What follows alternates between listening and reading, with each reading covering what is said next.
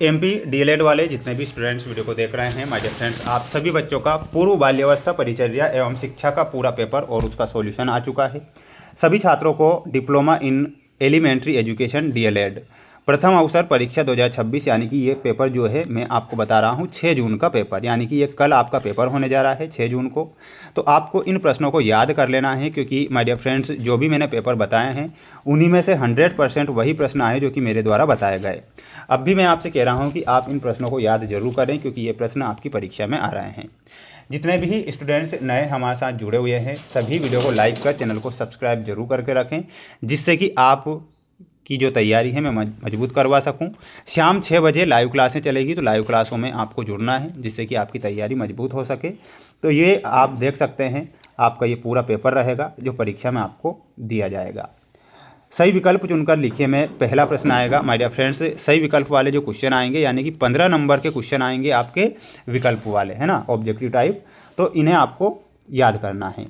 ECCE के अंतर्गत किस आयु वर्ग के बच्चों को सम्मिलित किया जाता है? तो किस आयु वर्ग के बच्चों को सम्मिलित किया जाता है? तो यहाँ पर आपको ध्यान रखना है 0 से 6 वर्ष के बच्चों को। क्या ध्यान रखना है? 0 से 6 वर्ष। संज्ञानात्मक विकास का सिद्धांत किसके द्वारा दिया गया था? तो दूसरे में आपको लिखना है संज्ञानात्मक विकास का जो सिद्धांत है वो जीन पियाजे के द्वारा दिया गया सिद्धांत था। तो यहाँ पर आपको लिखना है जीन पियाजे। सभी प्यारे भैया बहन वीडियो को लाइक कर चैनल को सब्सक्राइब जरूर कर लीजिएगा। आपके लिए प्रयास और मेहनत लगातार कर रहा हूँ जिससे कि आपकी परीक्षा में हेल्प हो सके, तो सभी चैनल को सब्सक्राइब जरूर करें। जब सामान्य बच्चों तथा विशेष आवश्यकता वाले बच्चों को एक साथ शिक्षा दी जाती है तो यह शिक्षा क्या कहलाती है? माय डियर फ्रेंड्स, इस शिक्षा को हम समावेशित शिक्षा कहते हैं। तो यहाँ पर आपको लिखना है समावेशित शिक्षा। अगला प्रश्न आपकी परीक्षा में आएगा, शिक्षा की त्रिध्रुवी प्रक्रिया किसने दी? तो ये जो प्रक्रिया दी थी जो एडम्स ने दी थी, तो यहाँ पर आपको लिखना है एडम्स। प्रारंभिक बचपन में सीखने एवं विकास का गत्यात्मक मापदंड है, तो वो क्या हो जाएगा? परिपक्वता। तो यहाँ पर आप लिखेंगे परिपक्वता। प्यारे विद्यार्थियों, मेरे सभी प्यारे भैया बहन वीडियो को लाइक जरूर करें। आपके लिए प्रयास और मेहनत लगातार कर रहा हूँ जिससे कि आपकी हेल्प हो सके। ये आपकी जोड़ी आएगी परीक्षा में, ध्यान से देख लीजिएगा। कोठारी शिक्षा आयोग, प्यारे विद्यार्थियों, कोठारी शिक्षा आयोग में आपको मिलाना रहेगा आत्मविश्वास एवं आत्मसम्मान का विकास, यानी कि आपको यहाँ पर दिया गया है जस्ट सामने आंसर। पूर्व क्रियात्मक अवस्था में आपको मिलाना रहेगा 2 से 7 वर्ष। अनुकरण से सीखना, तो अनुकरण से सीखना में आपको मिलाना रहेगा 3 से 6 वर्ष से। गोष्ठी का आयोजन, तो गोष्ठी का आयोजन में मिलाना रहेगा समायोजन कौशल विकास। अभ्यास का नियम में मिलाना है थार्नडाइक से। तो ये आपकी जोड़ी रहेगी। आप इसका एक स्क्रीनशॉट लें और इन सभी प्रश्नों को याद करें। बढ़ेंगे हमारे अगले प्रश्न की ओर। सभी भैया बहन अच्छे से पूरा पेपर देकर आएंगे और अच्छे नंबर प्राप्त करेंगे। ये आपका अगला प्रश्न रहेगा आपकी स्क्रीन के सामने। प्रश्न दिया गया है निम्नलिखित प्रश्नों का एक वाक्य में उत्तर हमें देना है। सभी का आंसर बताऊंगे, जैसे कि ECCE क्या है? समेकित बाल विकास सेवाओं का प्रारंभ, किशोर अवस्था, और ये सभी के आंसर देख लीजिए आप, है ना।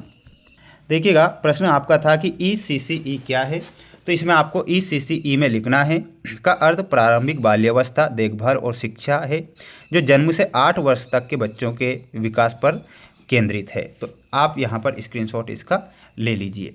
दूसरा प्रश्न था कि समेकित बाल विकास सेवाओं का प्रारंभ कब हुआ, तो लिखना है समेकित बाल विकास सेवाओं का प्रारंभ 2 अक्टूबर 1975 को हुआ था। कब हुआ था? 2 अक्टूबर 1975, याद रखना है।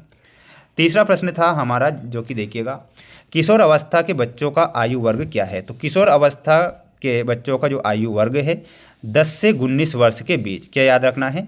10 से 19 वर्ष के बीच। समावेशी कक्षा प्रबंधन क्या होता है? तो इसमें लिखना है समावेशी कक्षा प्रबंधन एक ऐसी शिक्षण व्यवस्था है जिसमें सामान्य और विशेष आवश्यकताओं वाले सभी बच्चों को एक साथ एक ही वातावरण में समान शिक्षा दी जाती है। ये आप यहाँ पर करेक्ट आंसर के रूप में करेंगे।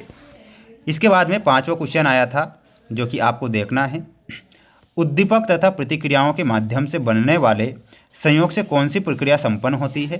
तो इसमें लिखना है उद्दीपक तथा प्रतिक्रियाओं के माध्यम से बनने वाले संयोग से सीखने या अनुकूलन की प्रक्रिया संपन्न होती है। ये आप यहाँ पर करेक्ट करेंगे।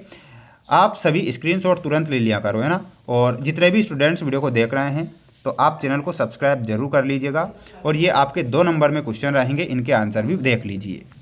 देखिएगा, जैसा कि हमारे पास प्रश्न आया था कि शिशु शिक्षा शिक्षक की कोई 2 विशेषताएं लिखना है।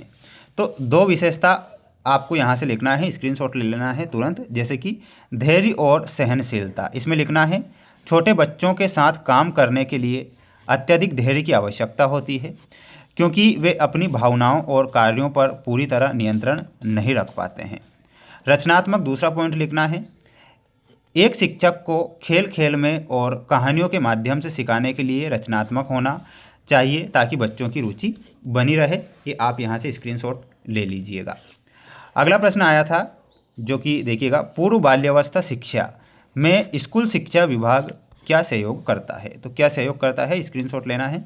पाठ्यचर्या और संसाधन विभाग जैसे कि ECCE के लिए आयु उपयुक्त पाठ्यक्रम और शिक्षण सामग्री तैयार करने में मदद करता है। दूसरा पॉइंट लिखना है, स्क्रीनशॉट ले लो इतना।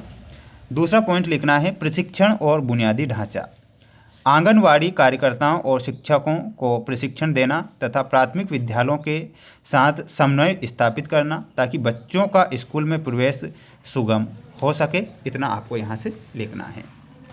छठवां प्रश्न आपकी परीक्षा में आएगा, ध्यान से देखें कि पूर्व बाल्यावस्था पाठ्यचर्या की कोई 2 विशेषता बताना था। स्क्रीनशॉट लेना है आपको ना। जैसे कि पहला है खेल और दूसरा है सर्वांगीण विकास। खेल के अंदर लिखना है खेल आधारित गतिविधि में यह पाठ्यचर्या पूरी तरह से खेल और गतिविधियों पर आधारित होती है, जिसमें रटने के बजाय करने सीखने पर जोर दिया जाता है। ये आप यहाँ पर करेक्ट करेंगे। दूसरा पॉइंट लिखना है आपको सर्वांगीण विकास में यह केवल पढ़ाई तक सीमित नहीं है, बल्कि बच्चे के शारीरिक, संज्ञानात्मक, सामाजिक, भावनात्मक और भाषा के विकास पर समान रूप से ध्यान केंद्रित करती है। ये आप यहाँ पर करेक्ट करेंगे। माय डियर फ्रेंड्स, जितने भी विद्यार्थी हमारे साथ जुड़े हुए हैं और ये कुछ क्वेश्चन आपके जो बच रहे हैं, इन सभी के आंसर शाम 6 बजे लाइव क्लास में स्टार्ट करूँगा। तो शाम 6 बजे लाइव क्लास में ज़रूर जुड़ें आप, ताकि आप इन सभी के आंसर देख सकें, पढ़ सकें, जिससे कि आप परीक्षा में अच्छे नंबर प्राप्त कर सकें।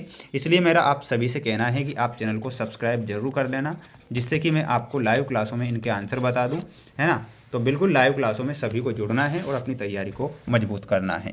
जय हिंद।